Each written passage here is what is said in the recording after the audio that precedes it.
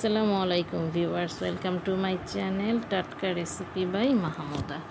আজকে আমি আপনাদের জন্য নিয়ে এসেছি গরুর ভুঁড়ি বা বট যেটাই বলেন না কেন, এটার রেসিপি। ভিউয়ার্স, সবাই যাতে করে খেতে পারেন, যার জন্য তৈরি করে দেখাচ্ছি। চলুন তৈরি করতে চলে যাই। ভিউয়ার্স, প্রথমে আমি বটগুলোকে পরিষ্কার করে নিয়েছি।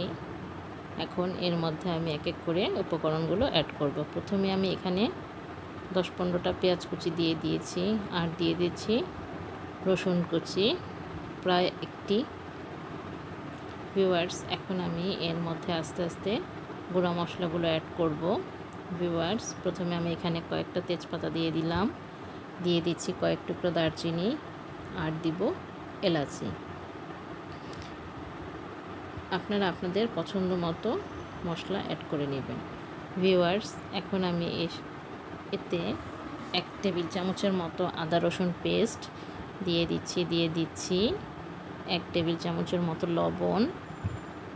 এখন দিয়ে দিচ্ছি প্রায় 3 চা চামচের মতো শুকনো মরিচ গুঁড়ো, একটু ঝালঝালি ভালো লাগবে ভিউয়ার্স। আর দিয়ে দিব এর মধ্যে হলুদের গুঁড়ো প্রায় 1.5 চা চামচের মতো আমি দিয়েছি। ভিউয়ার্স, এর মধ্যে দিয়ে দিচ্ছি 1/2 টেবিল চামচের মতো ধনিয়া জিরা। ভিউয়ার্স, এর মধ্যে আমি রান্নার সয়াবিন তেল দিয়ে দিলাম। এখন হাত দিয়ে এটাকে আমি সুন্দর করে মেখে নিব। ভিউয়ার্স, হাত দিয়ে এটা মেখে নিয়েছি। এখন আমি রান্না করতে চলে যাব। ভিউয়ার্স, এটা প্রথম অবস্থায় মিডিয়াম আঁচে আমি আস্তে আস্তে কষিয়ে নিব। আমি ঢাকনা দিয়ে ঢেকে দিচ্ছি। ভিউয়ার্স, আস্তে আস্তে এটা কষাতে হবে, এর মধ্যে থেকে পানি চলে আসবে। ভিউয়ার্স, পানিটা যখন শুকিয়ে যাবে তখন এর মধ্যে আমি পানি অ্যাড করব। একটু লক্ষ্য করলে বুঝতে পারবেন যে বটের মধ্যে থেকে পানি উঠে এসেছে। আর দিয়ে দিচ্ছি এর মধ্যে আমি গরম মশলার গুঁড়া। ভিউয়ার্স, গরম মশলার গুঁড়োটা দিতে আমি ভুলে গিয়েছিলাম, তাই পরে আমি এর সাথে অ্যাড করে দিয়েছি। এখন আমি ঢাকনা দিয়ে ঢেকে এটাকে অনেকক্ষণ কষিয়ে নিয়েছি। ভিউয়ার্স, একটু লক্ষ্য করলে বুঝতে পারবেন অনেকক্ষণ কষানোর পরে ভিউয়ার্স এটা হয়েছে। এখন বটগুলোকে সিদ্ধ করার জন্য ভিউয়ার্স আমি পর্যাপ্ত পরিমাণ পানি অ্যাড করে দিচ্ছি। আমার কষানো হয়ে যাওয়ার পরে পানিটা আমি অ্যাড করেছি। এটাকেই আমি 3 থেকে 4 দিন জাল দিয়ে ভিউয়ার্স ঘন করে নেব।